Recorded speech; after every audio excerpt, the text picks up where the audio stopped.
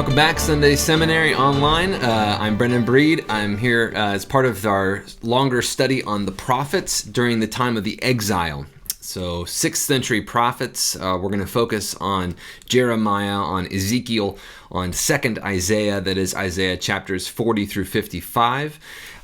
Today we're going to be setting up the time period that will be in for the rest of our semester, so that for the next 10 weeks or so, we'll be spending time in the 6th century BC. And because the prophets are so crucial, such a crucial part of figuring out the prophets is figuring out the historical context to which they're speaking. So that's why we're going to spend some time today talking about this background. We're going to be looking at some biblical texts like the book of Kings. We're going to look at 2 Kings chapters 18 through 25 a little bit, talk about Josiah, talk a little bit about the final kings, Jehoiakim, Jehoiachin, Zedekiah, who preside over the fall of the state of Judah, of the kingdom of Judah. And we'll talk about the different communities of people that emerge in the period of the exile. So we're going to talk about some major dates today: 597, the first fall of Jerusalem; 587, the destruction of Jerusalem and the destruction of the temple. We're going to talk about 582 and a rebellion that happens, and the end of Jeremiah's time in the land of Israel. So all to say, we're going to cover this really crucial moment in time. We're going to I'll briefly gesture towards the end of this period, which is 539, when King Cyrus of Persia conquers Babylon and begins to send people home who have been displaced by the Babylonian Empire.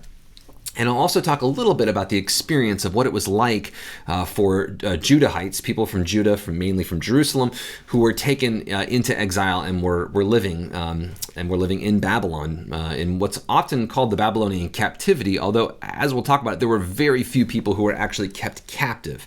That is, the king and some of his royal family probably were actually kept captive by the king of Babylon. But other than that, people were actually settled and told to get to work farming and kind of tending to their houses and their lives in their new home in Babylon. So we're going to talk about this crucial moment in time in which much of what we think of as the Old Testament was produced and kind of gathered together, edited together, at least the beginning of that kind of that editorial work. So a lot of the things that we see in the Bible come from much earlier contexts, but the exile was a time when people started to gather together some of those traditions and texts and oral traditions that people had taken for granted. So like, for example, the book of Leviticus. Many biblical scholars would say that this bears all the marks of being written during the exile for many different reasons, but it makes a lot of sense. It was oral tradition that was passed down for quite some time. How would you learn to be a priest? I mean, the book of Leviticus is basically a manual for priests. So how would you learn to be a priest in the ancient world? Well, you'd show up to work, and you were born into a priestly family, so you'd hear about it your entire life if you were a part of one of those families. But if you were kind of fit the qualifications to become a priest, then you would start to apprentice with your father and in one of those temples, and you would learn by osmosis, and you would learn from direct instruction. You would learn from apprenticeship. But once the temple is destroyed, that's when people felt the need to have to write down everything that happened, because there was no place to pass it on. There was no place to apprentice or to learn those things. Many of the traditions of ancient Israel, we think, begin to be written down and edited and collected together during this time. So like those prophets that we talked about last week, like Amos and Micah, say, for example, 1st Isaiah, a lot of those prophets, it's very likely, at least, that a lot of what they proclaim starts to get written down when some of those prophecies actually start to come true. So like Amos, after the northern kingdom falls, the northern kingdom of Israel, once Samaria falls, then people start to take what Amos had to say a lot more seriously, and they might start to gather together and collect together some of those sayings of Amos. In that same way, the books of Jeremiah and Ezekiel clearly reflect a time before 587 in at least parts of those books, but they seem to have been actually edited and put together and shaped into full books sometime after the actual fall of Jerusalem, which is in 587 BC. So we'll talk about how that all happened, and this might be a little bit kind of a history week. So maybe some of you like this, maybe some of you won't. But next week we're going to get into the book of Jeremiah and stay in Jeremiah for several weeks after that, and then we'll skip to the book of Ezekiel, and we'll stick in Ezekiel for a few weeks, and then we'll finally end with 2nd Isaiah and the call to hope and return. So this might be, you might feel some resonance with some of these topics. Just to say, we're going to cover some kind of heavy stuff this week. I feel like it's pretty consonant with a lot of the things that we've been going through in our own lives and in our own world recently. A lot about death and a lot about things falling apart that we once took for granted. A lot of things that people put hope in and relied in that have seemed much weaker than people have ever imagined. So with that, let us move on. This is an image from Germany. This is an image of a world that has fallen apart. So in the wake of a war, you could find images like this after World War I. You can find images like this after World War II. You can find images like this from say, Baghdad after the invasion of Iraq. You can find images from pretty much any time and place that reveal the kind of shallowness of the world in a way. I mean, the weakness of the world. These giant brick buildings that you might have imagined would stand forever. A bomb can take them down, and an unpredicted social, political matrix out of that can emerge a firestorm. People living just before the First World War never thought that there would be anything like a First World War. They were all shocked. People thought that there was an end to all wars, right? And then after World War I, people said, well, that was the war to end all wars, right? And so many people were shocked by the rise of violence that led up to the Second World War. In that same way, I remember Francis Fukuyama, a historian and intellectual, wrote a book called The End of History in the 1990s, and said that, well, I mean, since democracy was taking over the world, there was no question that there wasn't going to be any more violence anymore. I mean, because democratic countries don't fight democratic countries. So that's it. We're kind of done with history, right? That is like the kind of outrolling of violence and strife and so on that is the stuff of so much of what we study when we study history. And he said, from here on out, it's just going to be people kind of being happy. As we can see, even in a democracy, there is not always a lack of strife. That is to say that his thesis has been roundly proven false. But there are many places and times where people imagined that their world was unshakable. And we can see that in Jerusalem, right around the year, let's say 700 BC, people thought that Jerusalem was unshakable. We can read stories like, for example, Isaiah chapter 7, the Emmanuel prophecy, where Isaiah ben Amoz, the prophet in Jerusalem around the year 700 BC, says to his king, Ahaz at the time, Jerusalem's going to survive. You don't have to worry. Jerusalem survives a major siege right around the year 700, also from an Assyrian king, Sennacherib, who, as in his own words, says that he shuts up King Hezekiah like a bird in a cage, but decided not to destroy the city of Jerusalem and left. The book of Kings tells a different story. It says there was a plague in the camp, and then Sennacherib's Assyrian soldiers ran away. There's another story in the Bible, also in the book of Kings, where Hezekiah pays a lot of money and the Assyrians go away.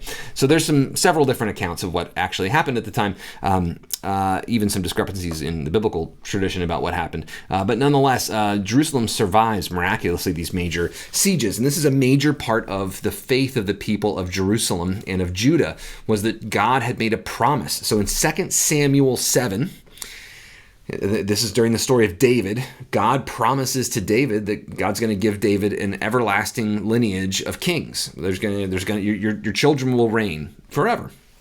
And there's also a promise that the place where David ends up settling, which is Jerusalem, is going to be protected. And this is taken extremely seriously, that God is going to protect the Davidic line and God is going to protect Jerusalem. And you can see this promise in other places in the Bible, like Psalm 89. You can see this reflected in prophets like Isaiah. As I said, Isaiah chapter 7 is a great statement of this. We call this Zion theology or royal theology, Davidic theology. Those are all kind of referencing the same thing, this kind of double promise of David's lineage and Zion, the place of Jerusalem, kind of being fortified by God. We can read Psalms about this that are overwhelmingly about how God's promises to Jerusalem have fortified it, and God is with Jerusalem. There's nothing anyone can do to take it down.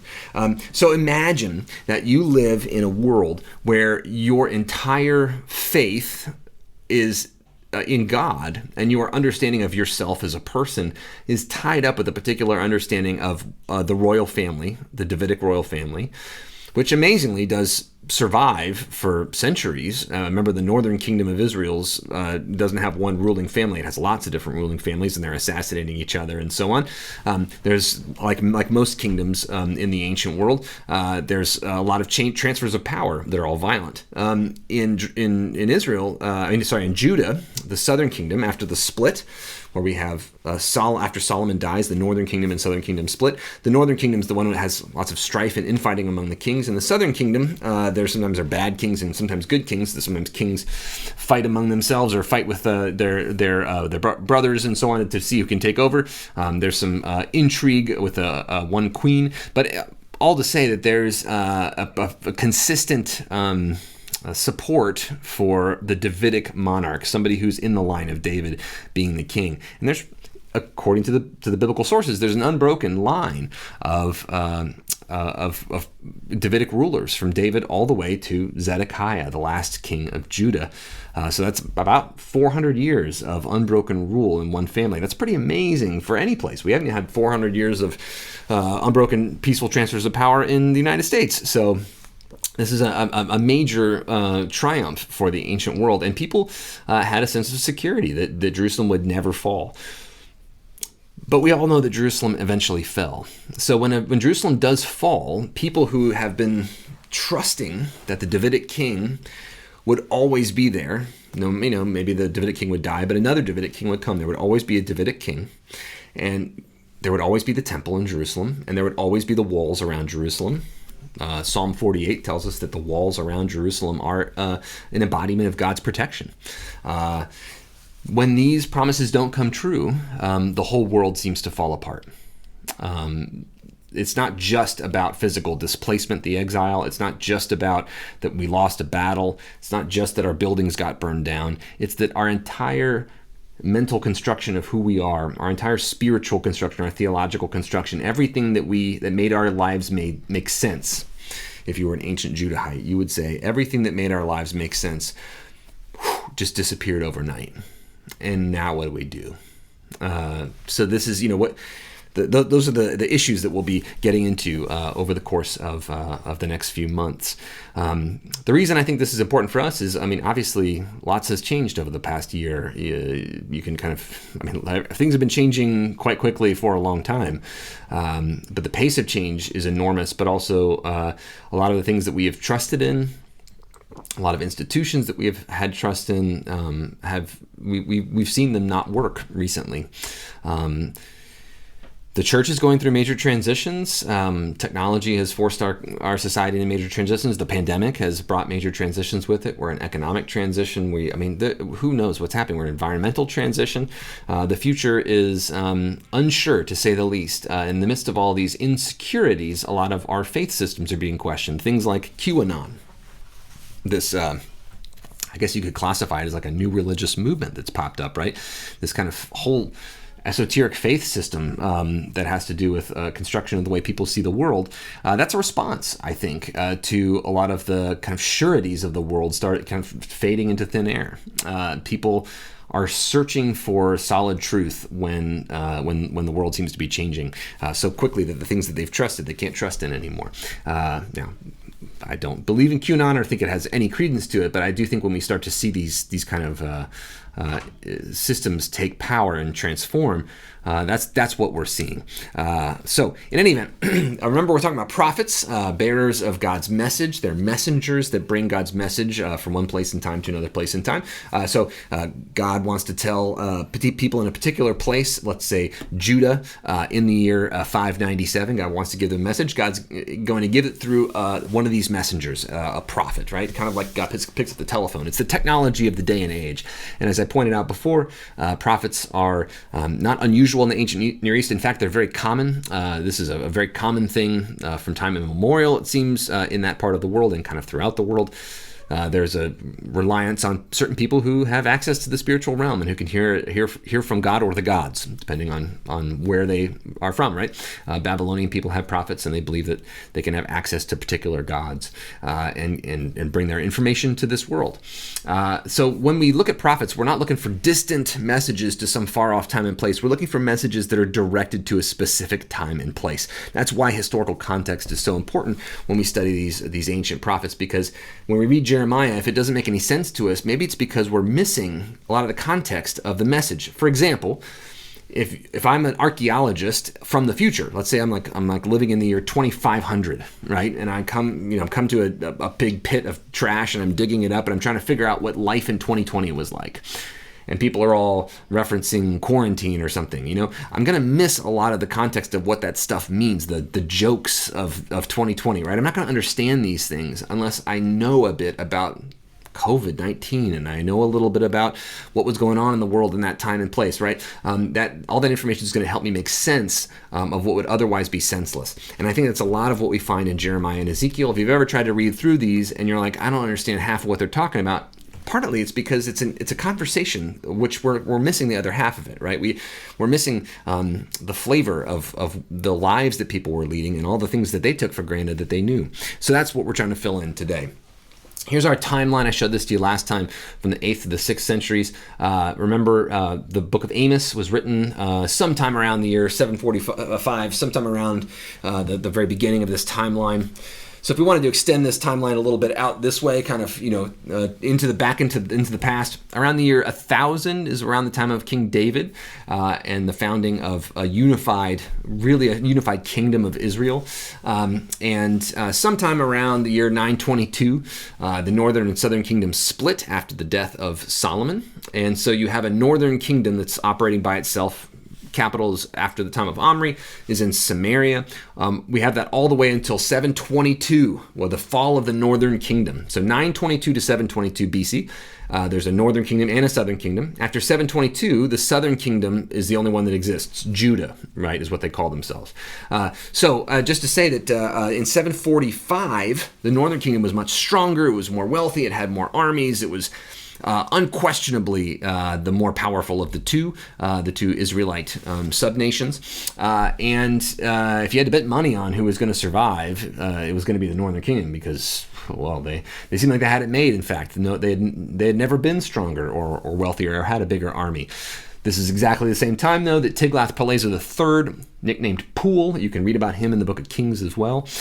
Pul begins to turn Assyria into a war machine.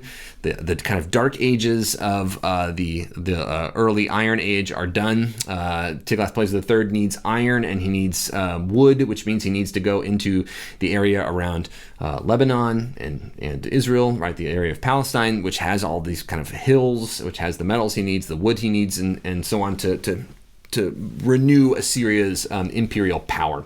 He also wants to capture the trading ports of the Phoenicians. So the whole area around Israel looks pretty nice to him. And he wants to eventually conquer Egypt. And if you want to conquer Egypt, you have to march through Israel. So in any event, Tiglath-Pileser III begins to push down into Aram or Damascus. The Arameans, the Syrian people, begins to push down to what it would be now Lebanon and into the northern kingdom of Israel. And in 722, the northern kingdom falls to this Assyrian war machine. By 701, Sennacherib, the Assyrian king, has continued to push south, and he is now pushed into Jerusalem. He besieges Jerusalem. This seems to be the end for Jerusalem, but Isaiah tells King Hezekiah not to give up, that God has promised, that God is going to keep a Davidic king on the throne, and that God will protect Jerusalem. And lo and behold, Sennacherib leaves. And Judah is destroyed except for Jerusalem, which survives. So there seems to be a reprieve. After this, Assyria begins to fall into decline. So between the year 701 and 612, which is the fall of Assyria, there's a few different dates we could name for the fall of Assyria. It's kind of falling apart for a long time. But not long after Sennacherib dies, his kingdom falls in with infighting. There's his son Esarhaddon has to have a civil war with his brothers to see who can survive. Esarhaddon's son Ashurbanipal, you might have heard of him. He rules from Nineveh as well, the capital of Assyria at that point in time. And Ashurbanipal is the last of the strong Assyrian kings. When he dies, Assyria starts to go into a tailspin. There's civil wars, there's different claimants to the throne, there's infighting.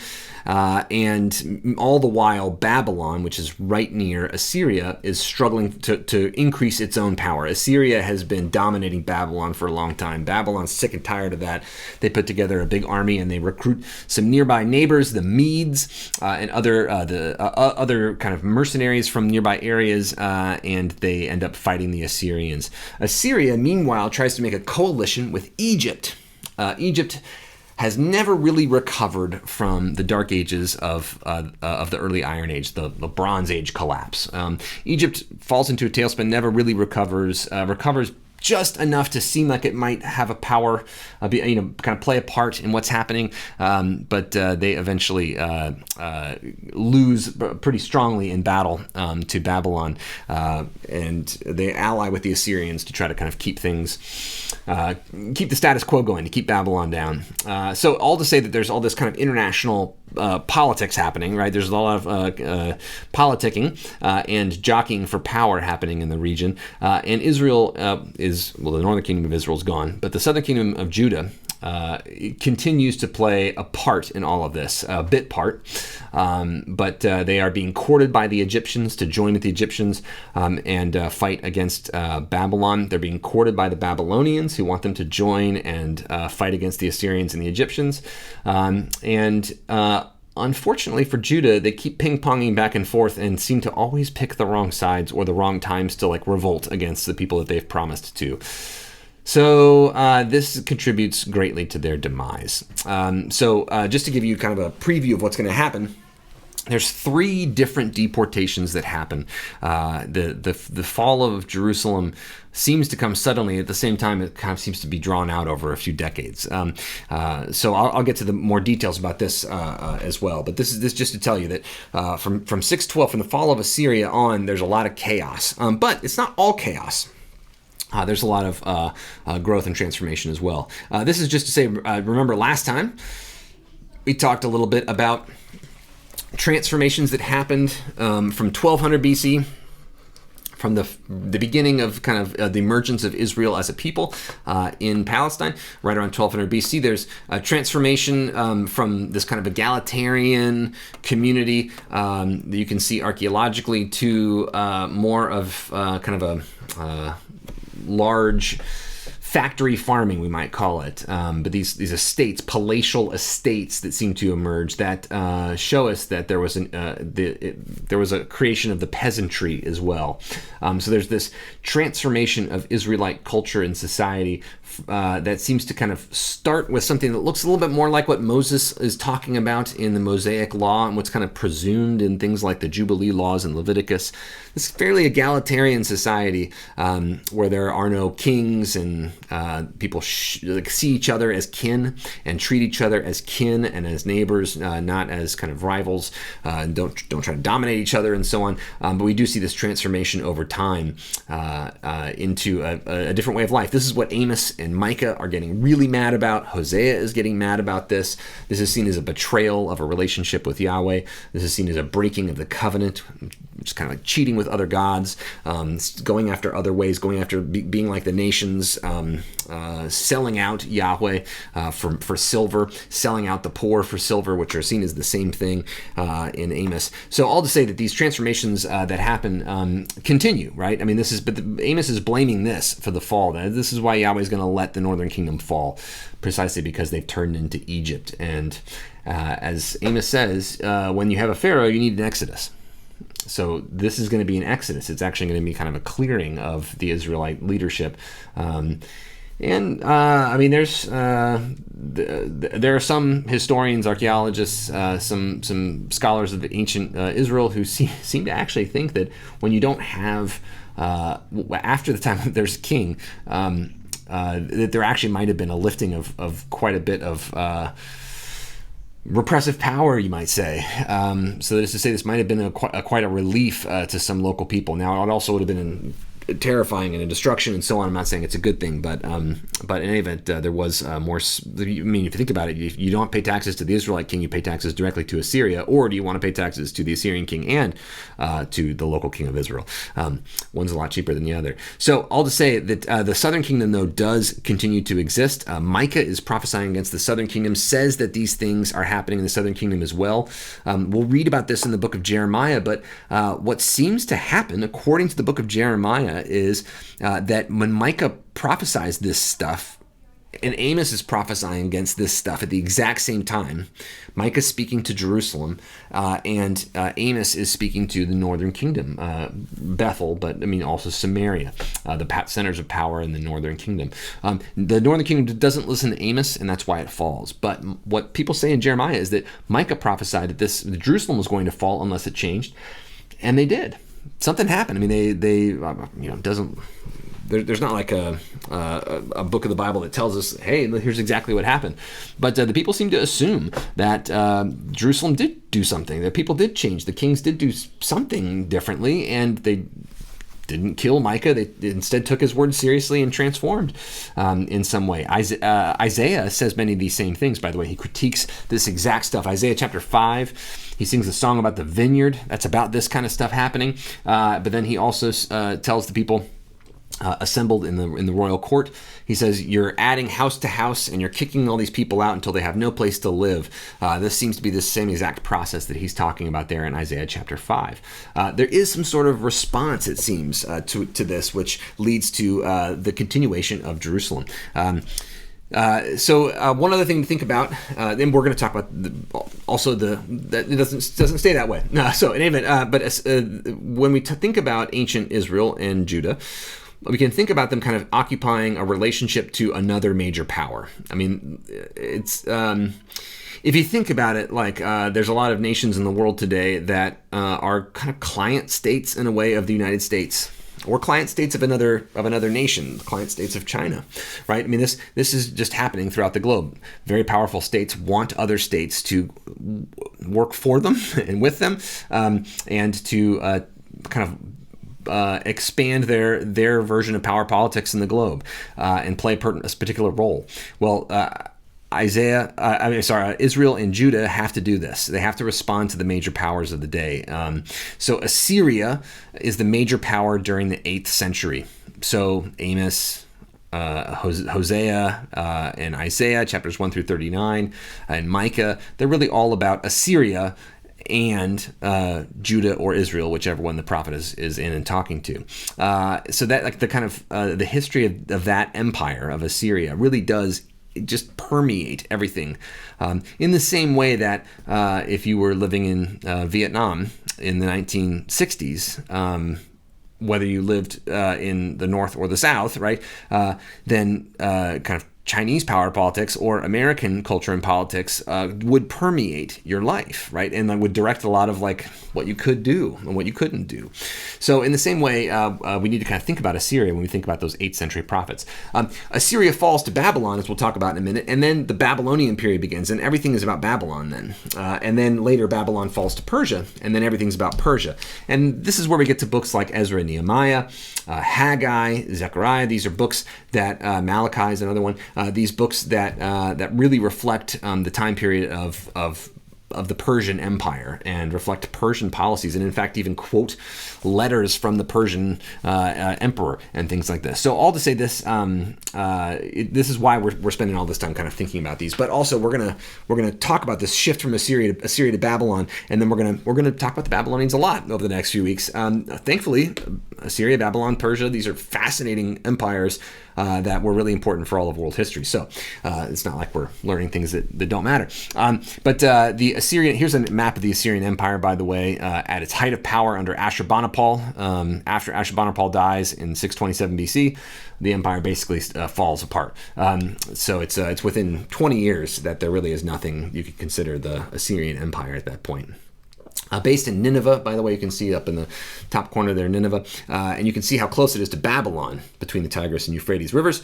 So Nineveh and Babylon are struggling for power for much of the first millennium BC, from 1000 to I guess 500, the first half of the first millennium BC. So, as I said, once Ashurbanipal dies, this, by the way, is Sennacherib. But once Ashurbanipal dies, the last major emperor of the Assyrian Empire, his kingdom goes into a tailspin, and you can see that the face of this Assyrian king has been hacked out. That is because the Babylonians and their allies invade Nineveh and chop up the images of the kings. This wasn't like this when Assyria was in power. This is an image you can see today, by the way, in in Britain, in London, at the British Museum. So, in short, the Neo-Assyrian Empire, we call it Neo-Assyrian. It's there was an older Assyrian Empire, that's why. But Neo-Assyrian or Assyrian Empire is in decline, and there are many people that want to take advantage of this, and the Babylonians are the one that succeed. So, meanwhile, what's happening in Israel, right? Because this is about ancient Israel. Josiah is a king that rises to power. As the other major king of this time period is Hezekiah, who dies sometime after the year 700 BC. There's kind of a shift. Manasseh is a king that is actually really strong, seems to be very powerful, is disliked by the biblical authors because he is not as ardent a Yahwist as they want him to be. He probably does worship Yahweh, but he worships other gods as well.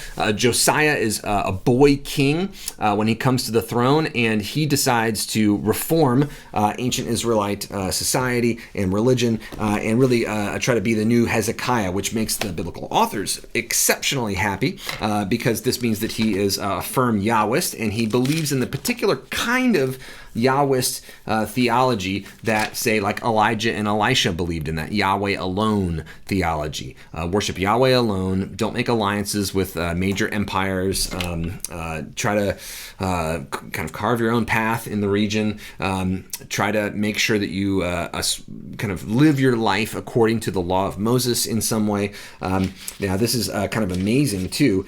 So in chapter 18 of 2 Kings, you can see that Hezekiah has almost like a reform. He seems to recognize something that seems like the Mosaic law, and he cuts down high places and local offering places. He takes something called Nehushtan, this kind of copper snake, out of the temple, and he throws it away, saying it's the thing from Numbers, so that copper snake that Moses made in order to kind of heal people in the book of Numbers of being bitten by snakes. That seems to have been worshipped in the temple in Jerusalem. So he tries to kind of follow what Deuteronomy says. Don't have images of God or other gods in the temple. He tries to only worship Yahweh alone, and so on. And this kind of revolution seems to kind of peter out as Manasseh takes over, becomes king, and for a long time goes back to the old ways.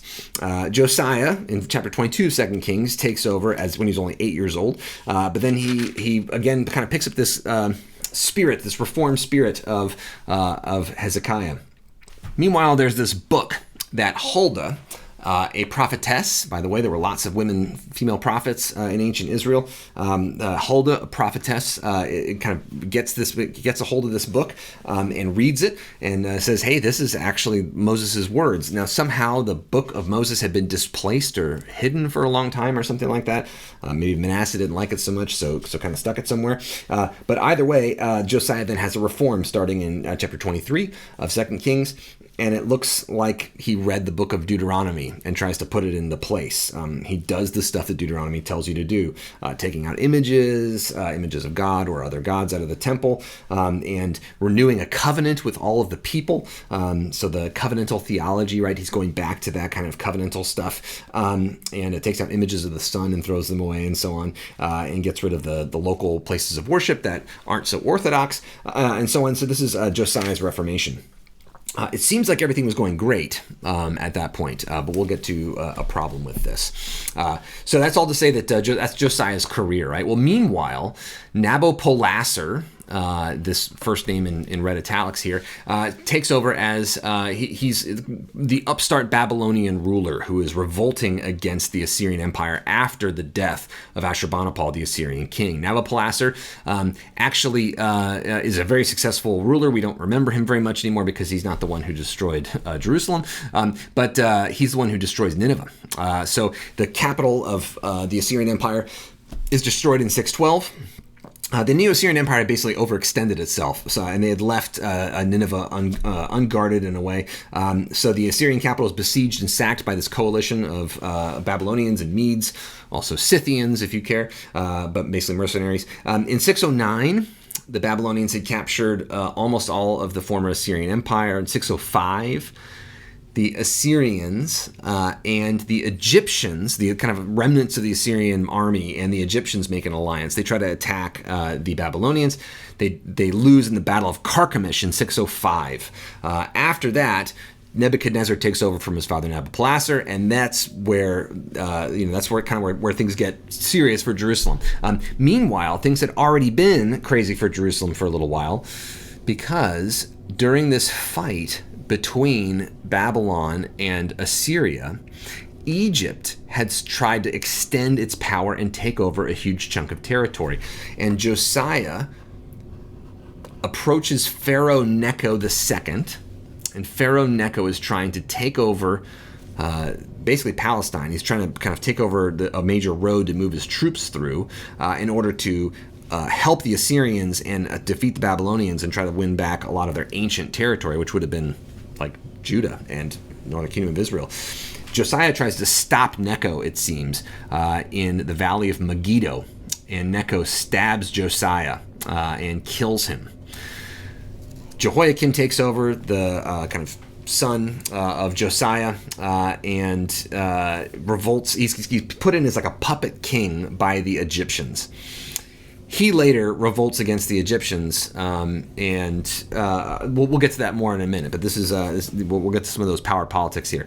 Here, by the way, is Nineveh, the remains of it at least. You may have heard about Nineveh quite a bit in the news over the last decade or so, but that's because its modern name is Mosul. But you can still, if you could visit Mosul today, you could see the ancient ruins of Nineveh. Here they're kind of reconstructed a bit, but the ancient walls are behind, and those are actually the real ancient walls. So here's a little image of Josiah, the boy king. This is not obviously an ancient image. This is a modern one, but just to say, like, get that sense in your head of this kid who's like proclaimed he's going to be the new kid who's going to like take over and rule righteously and does all the right stuff. I mean, you have so much hope in this kid, right? Then there's the reform of the law that Huldah is telling Josiah to carry out. But we can see this kind of amazing transition right after there's a new Passover that's celebrated as part of Josiah's enacting of the law that was recently recovered and rediscovered and validated by Huldah. And you can see in 2 Kings chapter 23, verses 21 and on, there's the Passover is reinstalled and celebrated once again. And then there's this amazing bit at verse 25. Before him, that is about Josiah, there was no king like him who turned to the Lord with all his heart, with all his soul, with all his might, according to all the law of Moses, nor did any like him arise after him. And there have been, so Hezekiah was described as a really good king, better than all the ones who come before him. So that's been said before, but nor did any like him arise after him. That's a new flavor to the Book of Kings. It's giving us a sense that that the kingdom's done. Right. By the time this is being written, something big has happened. And then verse 26, still the Lord did not turn from the fierceness of God's great wrath. by the provocations by which Manasseh had provoked God. I remember that king who reigned just before Josiah. It's almost like Manasseh was kind of too bad, so bad that Josiah's goodness could not overcome it. The amazing thing here is that Huldah's prophecy, she said that Josiah would go down to the grave in peace. But we see just after this in verse 28 that Pharaoh Necho of Egypt, verse 29, in his days, Pharaoh Necho, king of Egypt, went up to the king of Assyria, to the river Euphrates. Remember, Egypt and Assyria made an alliance over against Babylon. King Josiah went to meet him, probably to stop Egypt from moving troops through their land. I mean, remember, Egypt used to rule Canaan. Egypt used to rule Jerusalem.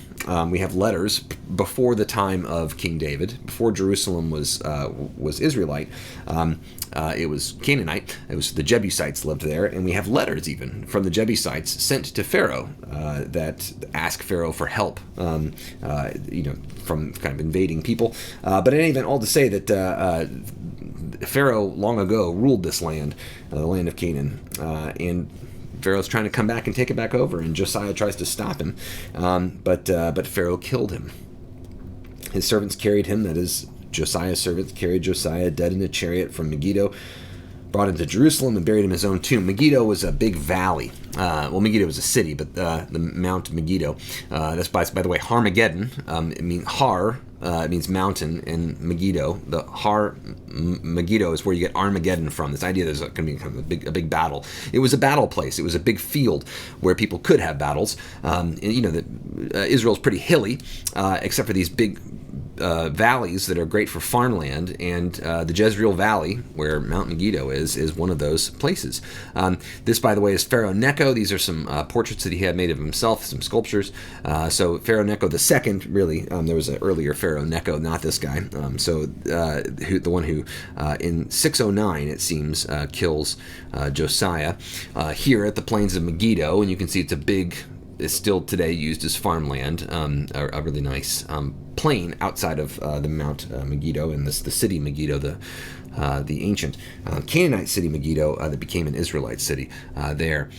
So in any event, this is the spot where Josiah died. Now, just think about this. I mean, this is the boy king who was kind of promised, understood to be a fulfillment of prophecy, the great king who was to come, the one who rediscovered the law and led the people in a renewal and a reformation, and was prophesied by a major prophetess of the day to die in peace. And he is murdered by Pharaoh in an inauspicious way, as Pharaoh is moving up to meet the Assyrians and join power and to fight against the Babylonians. So this is the boy wonder dies ignominiously. This probably did something to the theology of the ancient Judahites, and it's not long after that. If you kind of follow along in 2 Kings, right after that, things kind of fall apart. So the people of the land took Jehoahaz, son of Josiah, anointed him, made him king in place of his father. This is one of Josiah's sons named Jehoahaz. But Jehoahaz, in verse 34, Jehoahaz is deposed by Pharaoh Necho. Verse 33, really, of 2 Kings 23. Pharaoh Necho confined him at Riblah so that he might not reign in Jerusalem. And then verse 34, Pharaoh Necho made Eliakim, son of Josiah, king of his place. So in other words, Pharaoh Necho picked a different son of Josiah's and probably made him swear allegiance to him and made him a client king. So now Eliakim is the king in his place. And then verse 36, you can see now he's Pharaoh Necho's stooge, right? And then in verse 36, Jehoiakim was 25 years old when he began to reign. He reigned 11 years in Jerusalem. So this is a new king that comes along after the fairly short reign of Eliakim. And then chapter 24 begins. In those days, King Nebuchadnezzar of Babylon came up. So Nebuchadnezzar takes the rule of Babylon after his father Nabopolassar dies, and Nebuchadnezzar continues to push into to the area of Palestine, to the area where Judah is. So Jehoiakim became his servant for 3 years. So if you look at this here, I'm going to kind of shrink myself here, just to give us a little bit of a historical. There you go. Now I'll be tiny here. So you can see here. Josiah is killed by Pharaoh Necho sometime around 609 BC.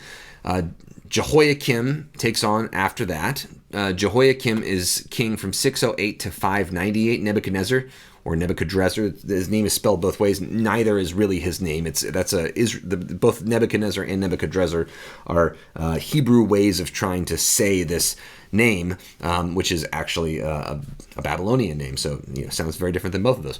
But in any event, we could say Nebuchadnezzar or Nebuchadrezzar. Both of them show up in the Bible. So Nebuchadnezzar becomes king of Babylon around 604. He reigns all the way to 562. And Jehoiakim so it becomes a client state of Babylon. You can see that there in chapter 24 of 2 Kings, verse 1. Jehoiakim became a servant for 3 years. When he becomes a servant, that means he becomes like a loyal servant. He pays tribute to, he becomes an ally of Babylon. The idea is he knows that Babylon is going to defeat Assyria and Egypt, and he's just trying to pick the right side, right? So that Judah doesn't get finally destroyed. But then he turned and rebelled against him. Now, rebellion just means you stop paying your taxes. So he declared independence. Now, basically, client states like Judah, they would have kind of tried to test the winds, right, to see who was going to win, who was going to lose. They probably got some news or something that Babylon was going to lose, or that there was a uprising in the land of Babylon, or that Assyria was coming back, or they heard some bad news, like bad, not meaning not correct news. They heard some bad information that said it was a good time to revolt, to stop paying taxes, and to declare independence from Babylon. Well, unfortunately, the Chaldeans come then, that is the Babylonians come, then verse 2, and the Arameans and the Moabites, the Ammonites, there are nearby neighbors that join forces with Babylon to come against Judah, and this is not good. So Jehoiakim, the army is coming for Jehoiakim in Jerusalem, the Judahite king, and as the army is coming for him, as he's declared his independence, he dies. He dies as Nebuchadrezzar is approaching with this giant army. And he leaves his son, Jehoiachin, who's also called Jeconiah or Coniah. In the book of Jeremiah, he's called both of those things. So Jeconiah, Coniah, Jehoiachin, those are all the same guy. It's Jehoiakim's son who is left with holding the bag, right? His dad has declared independence and then dies, and then the Babylonians are coming for him. So he's on the throne just in time for the first siege of Jerusalem. He inherits it in 597. You can see there Jehoiachin 597. So he gets the throne, immediately Babylon rolls up, and Babylon conquers Jerusalem. Now, Jerusalem's walls aren't destroyed and so on. They basically surrender. And Babylon takes over, and they have a first exile. So 597 BC is the first exile. There are a bunch of people, several thousand elite Judeans were taken. Elite meaning the king, like Jehoiachin himself, is taken into exile. We hear about him at the very end of the book of 2 Kings, in the next chapter. In chapter 25, he's released from prison, not released from Babylon, but he's like kind of given a nice set of rations, it says at the very end of 2 Kings, chapter 25, verse 27. But for the meantime, he's taken prisoner, and he's taken to Babylon, along with a bunch of other nobles, probably, and other people who might be able to serve Babylon. And the idea is to kind of decapitate the leadership of Judah, but also to take some people hostage so that if they rebel again, those people will get executed and die, and so on. They just kind of give leverage over Judah. The city is not destroyed. There's a lot of people left. The land is not terribly destroyed. But Nebuchadnezzar then appoints another one of Josiah's sons named Zedekiah to rule. So Zedekiah is now the puppet king of Babylon. There's a second king, Jehoiachin, the kind of rightful king, who has been taken. He's the king in exile, right? So there's a Davidic king in the land, a Davidic king in exile. And in 590, Zedekiah, almost crazily, you might say, he actually declares independence from Babylon again. Again, probably gets some bad news. He's hoping for Egypt, it seems, to come and help him out and help Judah out. Again, this kind of, you'll see this as a refrain in the book of Jeremiah. You'll see it as, again, a refrain in the book of Ezekiel. Don't trust in Egypt, they keep saying. And they don't mean Egypt in particular that is bad or something. What they mean is, at the time, around the year 590 BC, Egypt is going to try to get your help, and you don't ally with Egypt because they're too weak. They're not going to be able to beat Babylon, or and Assyria is not going to be able to beat Babylon. You have to accept the yoke of Babylon. That's basically the message of the book of Jeremiah over and over again. God has picked Babylon to do this, is what Jeremiah says. And you can see this idea come up in 2 Kings as well, that kind of God sends, like in 2 Kings chapter 24, verse 2, Yahweh, the Lord, sent against him, that is Jehoiakim, bands of the Chaldeans and so on. So it is that God is behind this. This is a part of the theology of the exiles, that God did this. This is part of God's larger plan. Part of it has to do with apostasy, that the Judahites did not do what God wanted them to do. And so this is part of God's unbuilding process. That God will rebuild them up later. It's not that God has abandoned them forever, but that this is part of God getting fed up with the way that Israel and Judah had been constructed, that they had constructed themselves. So we'll see this fleshed out more in Jeremiah about why this is. If you're having questions, how could God possibly do this? Why would God possibly do this? You're in great company, because this is what all the prophets are trying to ask questions about. In fact, the prophets are the ones that give the answers to these questions, that begin to help people understand this concept. Why would God have done this sort of thing? I'll leave that in abeyance for now. We'll be answering that question over the course of the entire next semester. But in any event, so Jerusalem has been captured. Zedekiah has been taken off to Babylon. Nebuchadnezzar has carried away a lot of other people and a lot of treasures and stuff from the temple. Even you can see this in chapter 24 of 2 Kings, verses 13 and on. The elite of the land are taken off. Probably a lot of the royals and nobles and so on. A lot of money is probably stolen and taken back. And Zedekiah, in verse 17 of 2 Kings 24, you can see Zedekiah is left on the throne. And his name was Mattaniah, but his name is changed to Zedekiah as kind of his regnal name or crown name. A lot of kings would do this in the ancient world. And in the modern world, like in the English royalty, right? The kings and queens would take on regnal names, or as their crown, they take on new names. So Zedekiah gets his regnal name of Zedekiah. He's 21 years old when he begins to reign. He reigned 11 years in Jerusalem. And then you can see verse 20, indeed, Jerusalem and Judah so angered the Lord that God expelled them from the divine presence. So he doesn't do well, right, with what he does. And that says also Zedekiah rebelled against the king of Babylon. So Jeremiah's going to have a lot to say about this, and so we're going to get to understand this a whole lot better too. And then it says in chapter 25, and in the 9th year of his reign, in the 10th month, and the 10th day of the month, this is the year 587. So we've skipped now down to the year 587. So it seems like in 590, around there, Zedekiah had asserted Judah's independence from Babylon, hoping for Egypt's aid. Egypt never helps. 587, Nebuchadnezzar returns and lays siege to Jerusalem and gets some help from Judah's neighbors, Aram, Moab, Ammon, Edom, to help take the weakened and starving city sometime in the year 587 or 586. There's some kind of historical debate about the exact time that what exact year it was taken. But in any event, in this second taking of Jerusalem, you can see this is basically the last chapter of 2 Kings is about this, the fall and captivity of Judah.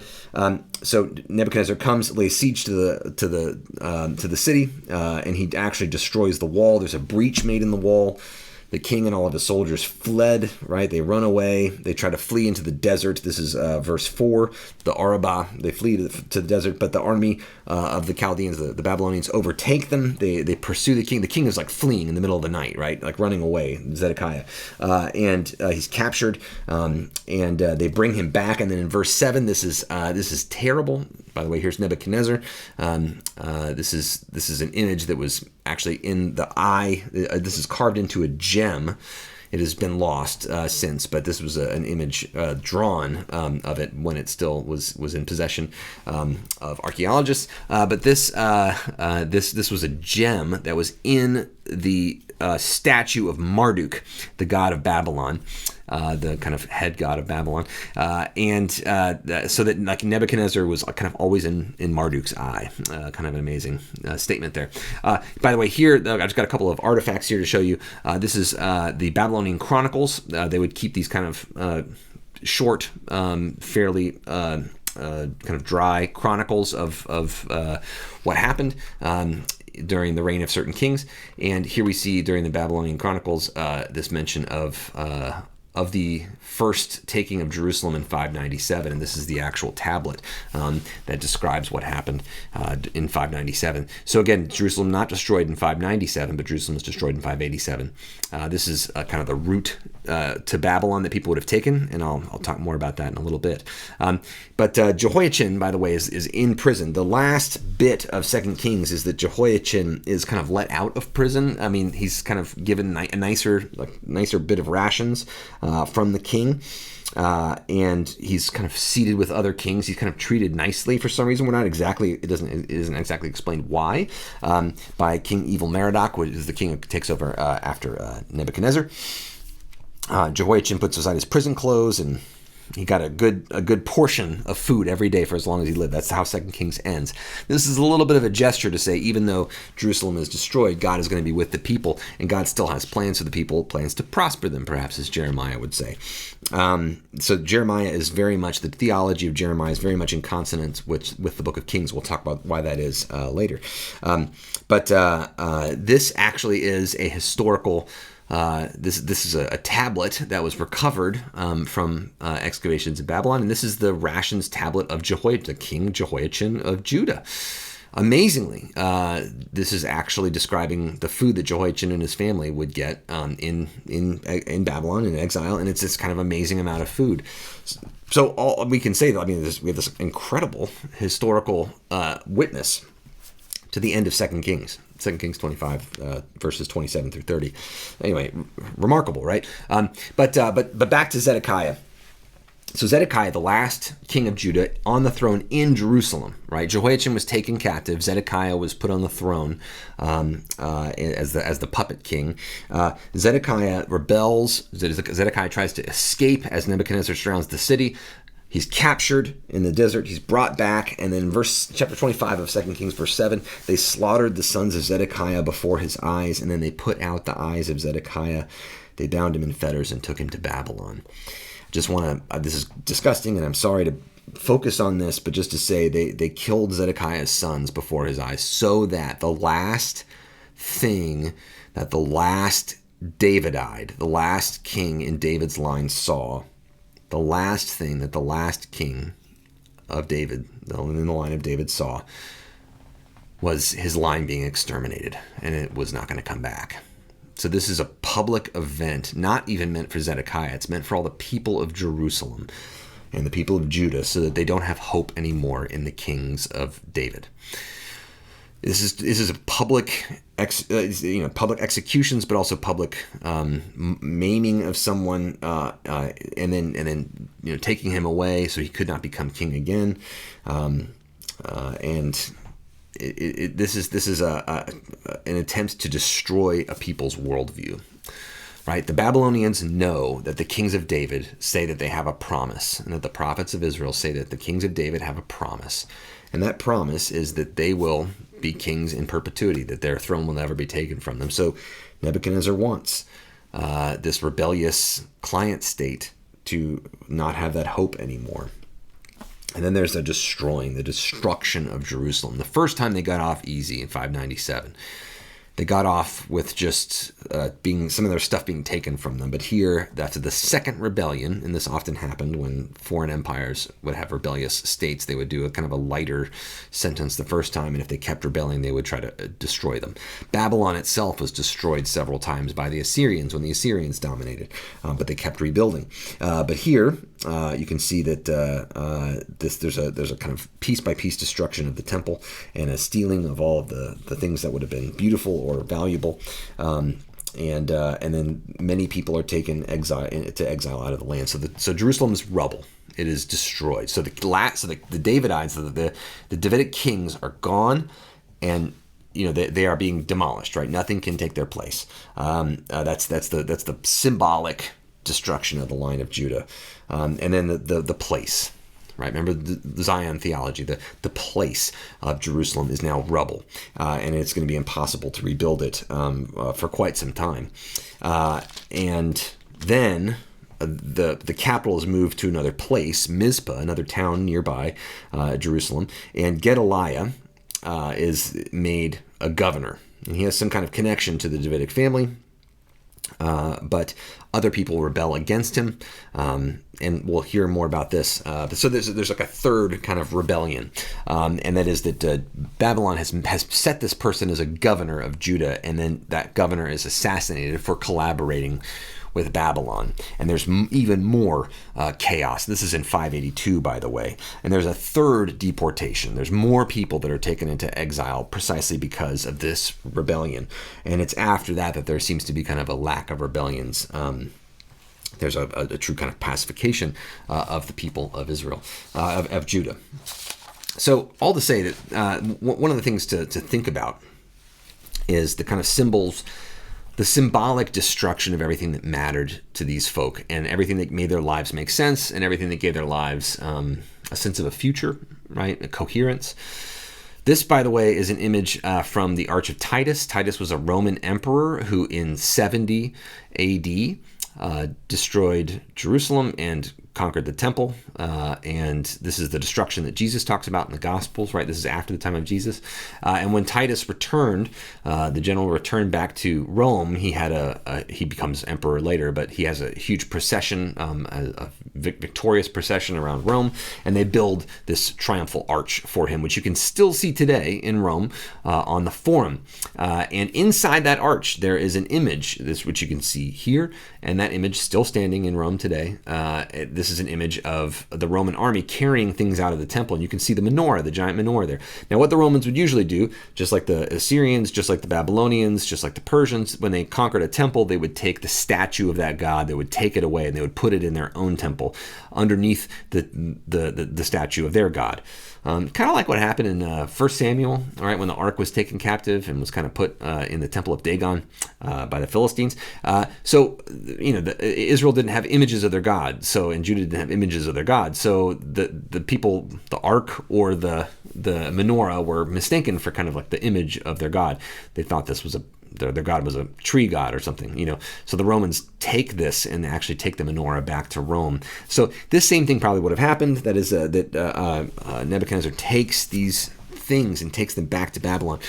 This is a big deal for the book of Daniel. Daniel starts with this, that the implements, the vessels, are taken to Babylon. Daniel chapter 5, the handwriting on the wall, that's all about the implements of the temple being used in a ceremony in Babylon. So all to say that that's like a really important part of this, but also just to think, like, what questions would you have if you watched all of the important sacred things from your temple being carried out by a foreign army who is victorious? Maybe you'd ask, like, why did this happen, right? Maybe even what is it that just happened? When would we come back? When would God come back? When would God fix the city? Where will God be? Where will we be, right? Are we actually going to be in Jerusalem? Will we ever be in Jerusalem again? Maybe why did this happen? Why did God allow this thing to happen? Who are we now? Who is our God now? If God even would take us back sometime, would we want to be with God again? Right? Would you trust this God again after allowing your city to be destroyed, after those promises that this God had made to you? How might this all happen? Right? All these huge questions that this opens up. And if you try to think about it, what if everything that you relied on for comfort, for your identity, was just taken away? Life would seem chaotic and brutal, meaningless and hopeless. All of that's reflected in the literature we're going to see. We're going to see all this reflected in Jeremiah and Ezekiel, and some of it in 2nd Isaiah. But also to think that what would people's responses to this? We know that there were different responses. We see those responses, many of them quoted in Jeremiah and Ezekiel and 2nd Isaiah. But we also know that the answers that end up being formed by these communities and the answers that continue to be given to us today are the answers that come to being in the books of Jeremiah and Ezekiel. That is to say, these theologians, these ancient prophetic theologians, are the ones that begin to enunciate the answers to these questions. They aren't necessarily all the same. That is to say, each one of these different responses to the exile is a bit different. I think that's good. the exile is such a big event, and it means so many things that there isn't just one response to it that's possible. And maybe different communities and different points of time need these different responses. So Jeremiah, I think, says things that are different than Ezekiel. And Ezekiel says things that are different from Book of Kings, and Book of Kings says things that are different from 2nd Isaiah. And that's okay. That's good. But we're going to look at each of these different voices in turn and try to think about what resources they can offer us in terms of these questions that are being brought up today because of all the displacement that have happened in terms of COVID and so on, but also with just the changes that are happening in our communities and our church and the world, with our climate, all of these different changes that are kind of threatening us in so many different ways that might be forcing us to ask a lot of these big questions. We're going to take a look at those questions and those answers over the course of the next semester. So one thing to say is that when the people were brought into exile, many of them were marched kind of through the Ishtar Gate. You can see a replica of this using some original bricks and some kind of modern replicas. This is in the Border Asiatische Museum in Berlin on the Museum-Insel. This is a part of the Pergamon Museum. This is a beautiful kind of reproduction of this, but this was a ceremonial gateway that people would have been marched through. This right here, this kind of dragon thing, that's Marduk. You see the gods of Babylon being depicted here, and the people would have been marched through these gates and kind of shown off, right, as like tributes. Not all of them were settled in Babylon. Some of them were taken to Babylon, like Jehoiachin was taken to Babylon, the city itself. Zedekiah was probably taken to Babylon, the city itself. But other people were taken and resettled in other areas. I'll explain that in just a moment. Just to get it straight, there's 3 different deportations, right? There's the first Babylonian siege, 597. No, the temple's not destroyed, but there are people who were taken into exile there. Just to let us know, that's Ezekiel. Ezekiel is taken in the first round of deportations. That suggests to us that he was very elite. I think he was the person in line to be the high priest, not yet the high priest, the person who would have inherited the high priesthood. But that's, there's we'll get to that later. But in any event, the first Babylonian deportation would have included Ezekiel, the prophet. The second Babylonian siege, 587 to 586, this would have been Zedekiah, many more people, probably thousands of people, other elites and so on, other craftspeople who had been taken.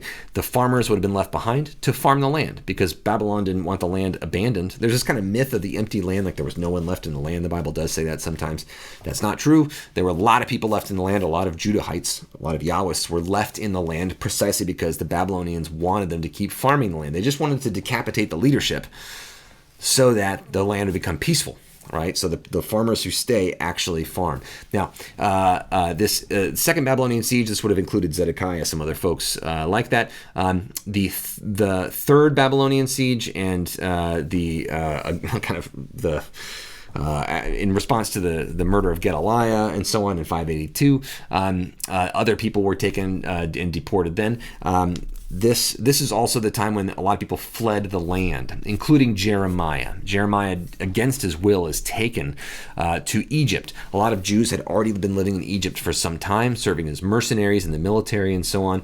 There have been Jews living up and down the Nile River, many of them probably forming military units that were mercenaries for Pharaoh, but others serving as merchants and so on, living throughout Egypt, and this Jewish community probably invited other Jews from the land trying to survive this chaos to come to them. Jeremiah was taken against his will to Egypt. He wanted to stay in Judah. So we know that there are some who stayed in Judah, some who went in the diaspora, and some who were brought abroad in one of the 3 deportations and settled around the land of Babylon. So those are different people to think about, to different kind of communities, and we can think about different books that are associated with them. Right? Jeremiah is one who stayed in the land and then was taken into diaspora.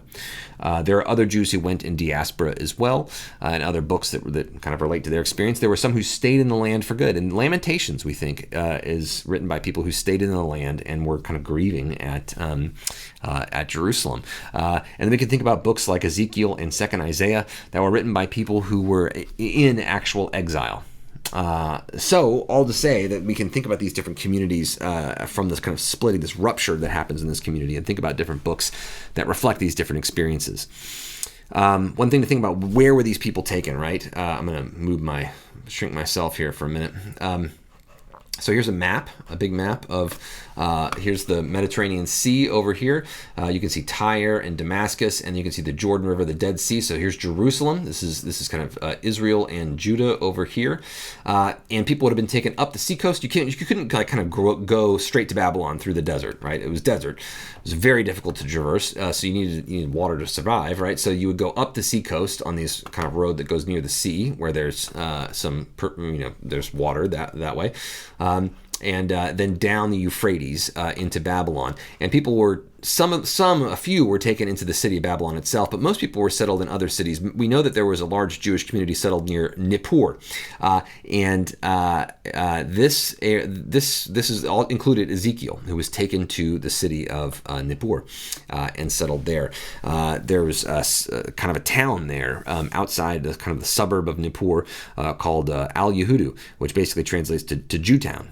It was, kind of a short term, kind of like a ethnic slur almost. But this community of Jews who lived there, and they lived there for a long time, and they became successful. So this is really important for us to realize that Jews who were settled in Babylon were not settled there to be like prisoners or something in a prison camp. It's called the Babylonian captivity, but no, the Babylonians brought people there in order to kind of decapitate the leadership, right? To make sure that the leader, there wasn't more rebellion in the land that they came from. But the Babylonians did this also to resettle and repopulate lands that had been depopulated during the war between Assyria and Babylon.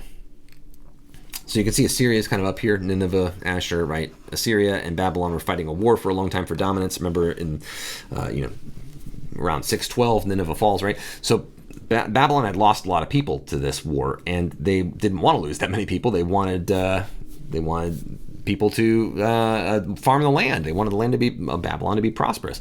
So they settled these people and told them farm, get to work, right? But also we know that Jews did lots of other things. So here's some tablets from Al Yehudu that were only translated and published just a couple years ago, in fact. And these tablets, we know that they're from Jews. In part, they have Jewish names. But these are economic tablets. Jews lent money. They borrowed money. They rented things. They conducted business. They bought land and so on. Sold land. Got married. There's all sorts of economic documents. There's an archive called the Marashu Archive, an archive of bankers, and they mention a lot of Jews who take part in lots of different kinds of business. Women who take part in business, who own land, and so on. We can get a good insight into people's lives through these tablets, and we know this is actually Hebrew here on the bottom of the tablet. So they're writing in cuneiform. This is Babylonian right here. So they learned Babylonian. They could write contracts and so on. They sign their name on the kind of reverse or the kind of underside of the tablet. They would write their name in Hebrew. And this is Paleo Hebrew, very old Hebrew. This is kind of pre-Aramaic Hebrew. That you can see here, and so this is very kind of old form of the language, and they're teaching their kids to write in Babylonian and to preserve their language and their particular identities and so on. We know that there were many people who probably would have been tempted to leave their Jewish identities behind and kind of just assimilate into Babylonian culture, take Babylonian names, worship Babylonian gods, and so on. We know that some Judahites did this. We also know that many fought to preserve their identity, and so we're going to see some of that part of the exile too, in that kind of tension. You can see this also in books like Daniel, and you can see this in books like Esther, right? This kind of struggle over keeping one's identity versus being assimilated, and the dangers that poses as well.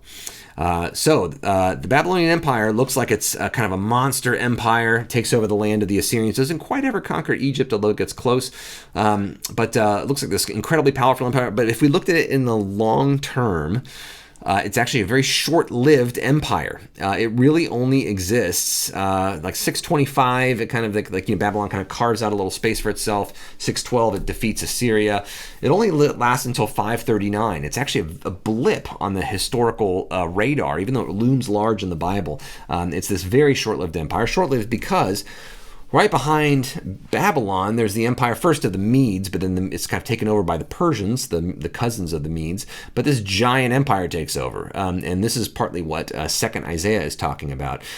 So it's really only like a couple of generations that live. So if you think like 587, 586 is the destruction of Jerusalem. 539 is when King Cyrus conquers Babylon and sends everyone home. So 586 to 539.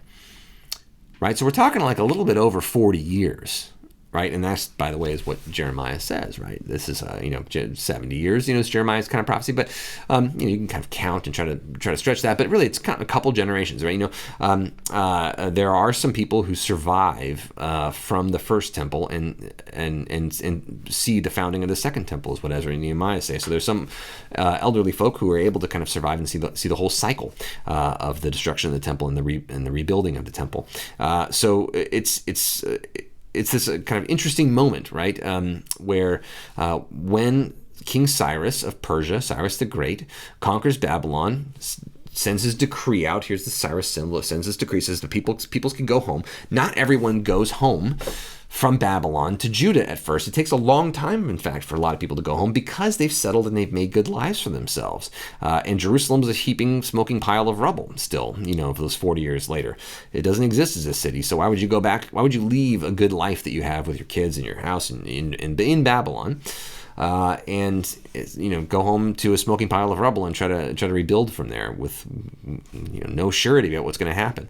So there's not a lot of people don't go home for quite some time. So there's a struggle really in the community between people who go home earlier and then people who kind of come later, and what's the right thing to do.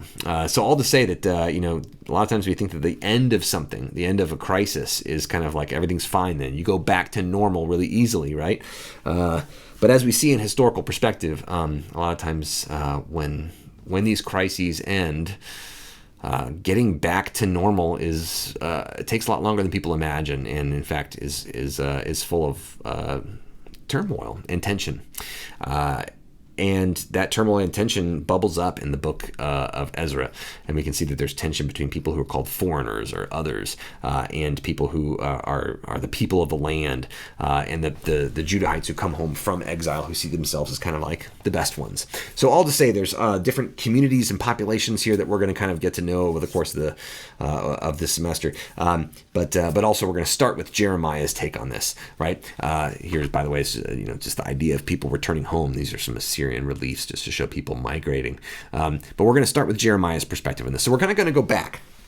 The beginning of the book of Jeremiah takes place during the time of King Josiah, and then we're going to kind of see this history again as we move through the book of Jeremiah. So I hope this is a not too confusing introduction to the time of the exile, and really the time leading up to the exile, the 6th century BC, and we'll talk more about the kind of conditions of people living in Babylon. If that interests you, don't worry, we'll get into that more as we go along. May God be with you this week, and next week we're going to start with the call of Jeremiah. See you then.